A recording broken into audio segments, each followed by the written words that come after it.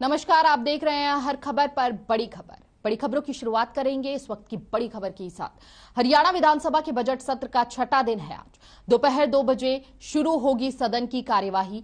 प्रश्नकाल के साथ शुरू होगी सदन की कार्यवाही। आज सदन में बजट पर चर्चा होगी और साथ ही साथ 16 मार्च तक बजट पर यह चर्चा होगी। 22 मार्च को होगा सत्र का समापन। कई मुद्दों पर सरकार को घेरेगा विपक्ष। अवैध माइनिंग पर विपक्ष कर सकता है हंगामा। प्रश्नकाल के साथ शुरू होगी सदन की यह कार्रवाई। हरियाणा विधानसभा बजट सत्र 6 दिन के अवकाश के बाद आज फिर से शुरू हुआ है। सदन में 14 मार्च से 16 मार्च तक प्रदेश के नए वित्तीय बजट पर चर्चा होगी। बजट को पढ़ने के लिए सभी विधायकों को 9 मार्च से 13 मार्च तक का समय दिया गया था, क्योंकि विधायकों की यह मांग रहती थी कि बजट पेश होने के दिन वो उस पर व्यापक चर्चा हैं। बता दें कि हरियाणा के नए बजट में मनोहर लाल सरकार ने 1000 नई नर्सरियां खोलने की घोषणा की थी। साथ ही 10वीं और 12वीं के छात्रों को टैबलेट देने की भी घोषणा की है, लेकिन यह घोषणा पिछले बजट सत्र में भी की गई थी। SYL के मुद्दे और 2,45,000 करोड़ रुपए से ज्यादा के कर्ज, किसानों के मुद्दे, बेरोजगारी के मुद्दे पर विपक्ष चर्चा के दौरान सरकार को घेरेगा आज। तो देखने वाली बात रहेगी। बेहद अहम माना जा रहा है आज की ये चर्चा, क्योंकि विपक्ष पर तमाम मुद्दे हैं जिसको लेकर घेर सकती है सरकार को। हालांकि सरकार 10वीं और 12वीं के छात्रों को टैबलेट देने की घोषणा कर चुकी है, लेकिन यह घोषणा पिछले बजट सत्र में भी की गई थी। तो धरातल पर तस्वीरें कुछ और करनी और कथनी में फर्क यहां पर देखने को मिल रहा है। विपक्ष जो है, विपक्ष के पास यही बड़ा मुद्दा रहने वाला है आज का।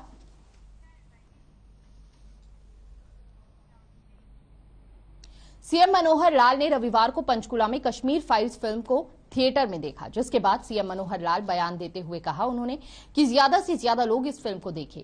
साथ ही फिल्म में किरदार निभा रहे अनुपम खेर सहित सभी एक्टरों की तारीफ की। सीएम मनोहर लाल ने कहा कि सभी एक्टरों ने अच्छी एक्टिंग की है, देखकर लगता है कि जैसे कि सब रियलिटी है। और क्या कुछ कहा सीएम ने, वो आपको सुनवाते हैं।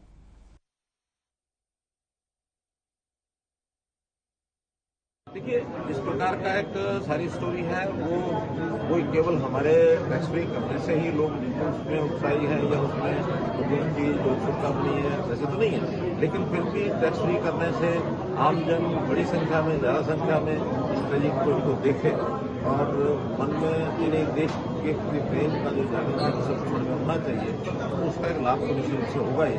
इसलिए मुख्य मदद करिए। देखिए, अनुपम खेर का अनुभव जो किरदार है या जो दर्शन कुमार बहुत ही अच्छा किरदार उन्होंने निभाया है। और वैसे तो जिस प्रकार के किरदार बाकी भी लोगों ने निभाए हैं, उस बहुत रियलिटी है और उसमें सजीव मन है कि किस प्रकार से सारी परिस्थितियों को और कैसे दिखाया जाए, बताया जाए, उसको एक्सप्रेस किया जाए। तो काफी जीवंत सारी किरदार। खबर यमुनानगर से है, जहां दुकानों पर बिक रहा होली का सामान भारत में ही अलग अलग इलाकों में तैयार हुआ है। दुकानदारों और व्यापारियों का कहना है कि उन्होंने इस बार चाइनीज रंग नहीं मंगवाए, ना ही चाइनीज होली से संबंधित चाइनीज सामान मंगवाया है, बल्कि भारत में बने सारी तरह के होली से संबंधित सामान और रंग रखे हैं।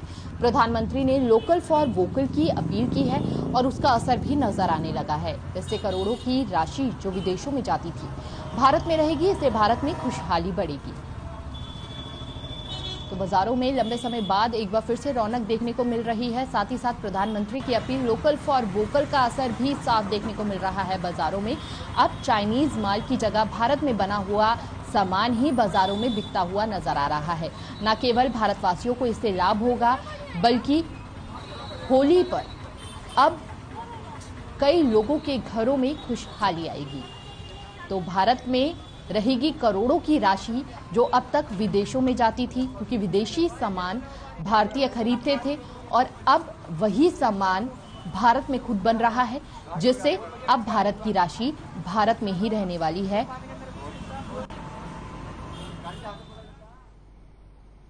कैथल के लघु सचिवालय में मनरेगा मजदूरों ने धरना प्रदर्शन किया। बताया जा रहा है कि धरना प्रदर्शन कर रहे ये सभी मजदूर गांव सेगा से हैं।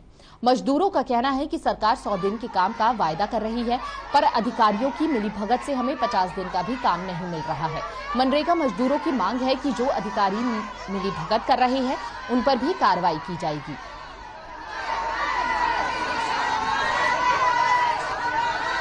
मैं गाँव सेगा से हूँ जी, क्या मामला है? मनरेगा लेबर सेगे से ही है जी, और ये काम की मांग कर रहे हैं जी।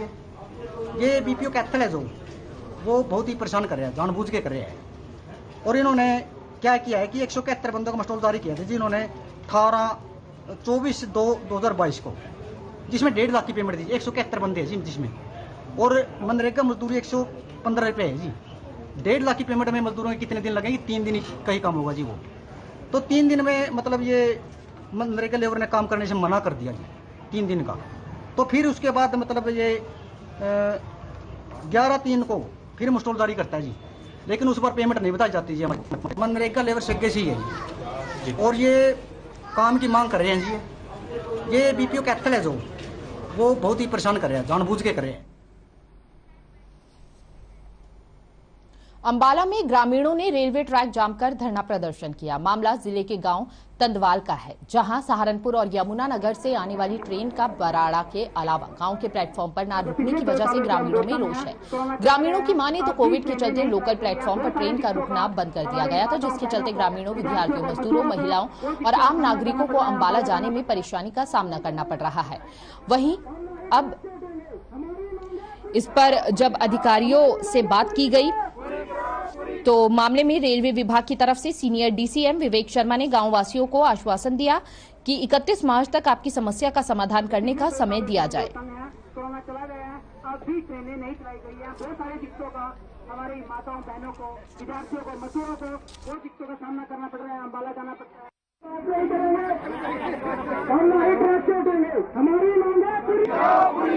जो मेरी इनके प्रतिनिधियों से बात हुई, इनकी 2 डिमांड्स अभी निकल के आई थी कि जो गाड़ियां बराड़ा रुकती हैं वो यहाँ भी रुके।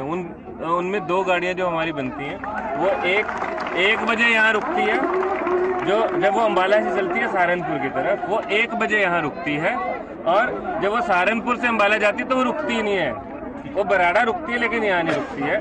उसका मैंने इनको आश्वासन दिया है, वो हम इनको कल ही सूचित कर देंगे कि वो हम अपनी तरफ से जो भी पॉजिटिव रिस्पांस होगा वो हम कल इनको सूचित कर देंगे। सर, जनता का आरोप है कि पहले गाड़ियां रुकती थी, उनका मुख्य कारण क्या रहा कि गाड़ियां ना रुकने का यहाँ पर बाद में? गाड़ियां तो देखिए 2 ही गाड़ियां अभी यहाँ पर जो पैसेंजर गाड़ियां चल रही हैं, पहले भी। उसके बाद जब सारी पैसेंजर गाड़ियां इंट्रोड्यूस हो जाएंगी तो ये सारा, मैंने वहां पर भी इनको आश्वासन देते यही कहा कि ये सारा पैराफर्नीलिया उसी के लिए है जब सारी गाड़ियां इंट्रोड्यूस हो जाएंगी। लेकिन वो एक पॉलिसी डिसीजन है और एप्रोप्रिएट टाइम पे सब चीजें देखते हुए लिया जाना है। चरखी दादरी में इमेच्योर कबड्डी एसोसिएशन की आयोजित कबड्डी प्रतियोगिता के समापन के अवसर पर डिप्टी सीएम दुष्यंत चौटाला पहुंचे। इस दौरान लोगों ने उनका जोरदार स्वागत किया। वहीं डिप्टी सीएम दुष्यंत चौटाला ने विजेता खिलाड़ियों को सम्मानित किया। साथ ही विजेता रही हिमाचल प्रदेश की टीम को शुभकामनाएं दी। इतना ही नहीं, लोगों को संबोधित करते हुए मंत्री ने कहा, खिलाड़ियों को सक्षम बनाने के लिए बजट में भी प्रावधान किया है। हमारी सरकार में खिलाड़ियों का पूरा ध्यान और सम्मान रखा जाता है। खिलाड़ियों को सक्षम बनाने के लिए बजट में भी प्रावधान करने की बात कही है, और साथ ही हमारी सरकार में खिलाड़ियों को पूरा मान सम्मान मिलेगा। इस मौके पर पार्टी कार्यकर्ताओं समेत आमजन भी मौजूद थे।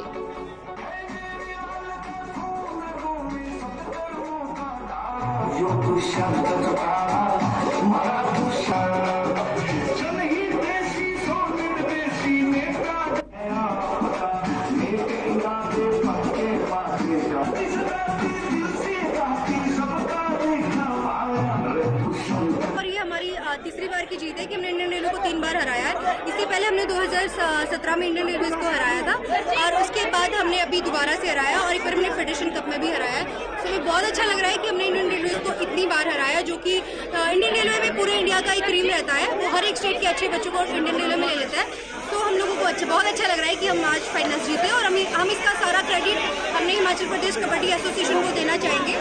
सरकार सारे देश भर के खिलाड़ियों ने अपना दिखाया, एक चीज स्पष्ट होगी कि हरियाणा की धरती खेलों के प्रति कितनी समर्पित है।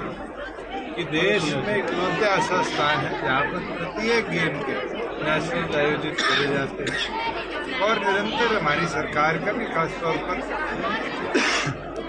इस बजट में भी हमने स्पेशल प्रावधान रखे हैं कि खिलाड़ियों को और सक्षम कैसे बनाया जाए और आगे कैसे बढ़ाया जाए।